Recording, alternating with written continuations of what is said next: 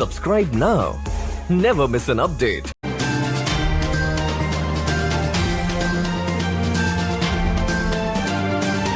अस्सलाम वालेकुम दोस्तों, आप देख रहे हैं हार्ड लाइन और मैं हूं शौकत जरदारी। दोस्तों, शुरू में एक अहम बात कि हमारा ये पेज आप सब्सक्राइब कर सकते हैं। नीचे सब्सक्राइब का बटन है और फिर उसके साथ बेल का आइकन है, ताकि नेक्स्ट टाइम हम जब भी कोई वीडियो अपलोड करें तो आपके पास उसकी नोटिफिकेशन आ जाए। तो आज हमारा जो टॉपिक है व्यूअर्स, वो ये जो सियासी अफवाहें फैलती हैं, ख़ास तौर पर इक़्तिदार में तब्दीली के हवाले से, कभी वज़ीर आज़म की तब्दीली के हवाले से।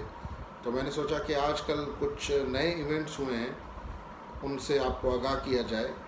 और जैसा कि आप सब जानते हैं कि नवंबर का जो महीना था पिछले साल, वो थोड़ा गर्म महीना था एक्सटेंशन वगैरह के हवाले से। और फिर लगा ये कि शायद वज़ीर आज़म साहब से कुछ ताकतवर लोग खुश नहीं हैं, लेकिन उसके बाद वो सुप्रीम कोर्ट का मामला आ गया और फिर वो पार्लियामेंट में गया और इस तरह बचाव हो गया सारा कुछ। उसके बाद अभी आपने देखा होगा रिसेंटली, फिर बीच में उस्मान बुज़दार साहब को तब्दील करने की बातें चल रही थी। तो उसी दौरान हलीम खान को जो है वो नेब ने पकड़ लिया।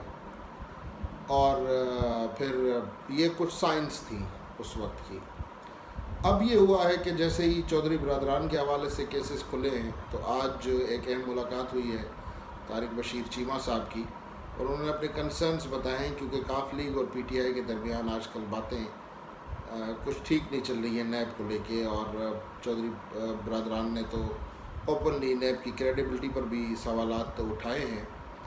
तो ये कुछ मामला चल रहे हैं। और आपने देखा होगा कि आज से 2 दिन पहले जो है वो शाह महमूद कुरैशी साहब जो असेंबली में जो उन्होंने बयान दिया जिस तरह का, और चूँकि एक जगह पे आपने देखा कि इजलास था कोरोना के हवाले से, तो जो कोरोना से रिलेटेड चीज़ें थी वो किसी और वज़ीर ने बता दी थी।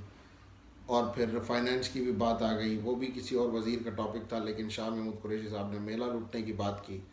और साथ साथ ये भी ज़ाहिर हो गया कि जो अरकान चीनी बेचकर ख़रीदे गए थे, आज़ाद अरकान, शायद वो भी अब कुछ नाला नज़र आते हैं पार्टी क़यादत से।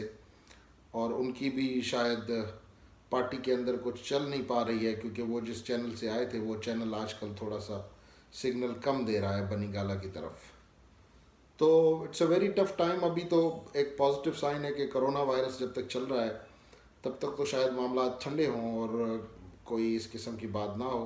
लेकिन हो सकता है आने वाले दिनों में वफाकी सरकार के लिए कुछ टेंशन्स बढ़ने जा रही हैं अलाइज़ के हवाले से। और कुछ ऐसी बातें हैं जो इनको कुछ लोग कह रहे हैं कि जी आप मान जाएं, वो उस पर नहीं माना जा रहा। और साथ साथ आपने देखा होगा कि एक और जो प्रॉब्लम आया वो एनएफसी का आया कि जी जो टीओआर्स वगैरह तय किए गए, वो भी आप सब देख रहे हैं, पिछले 1-2 दिन से वो फ़ाइल चल रही है।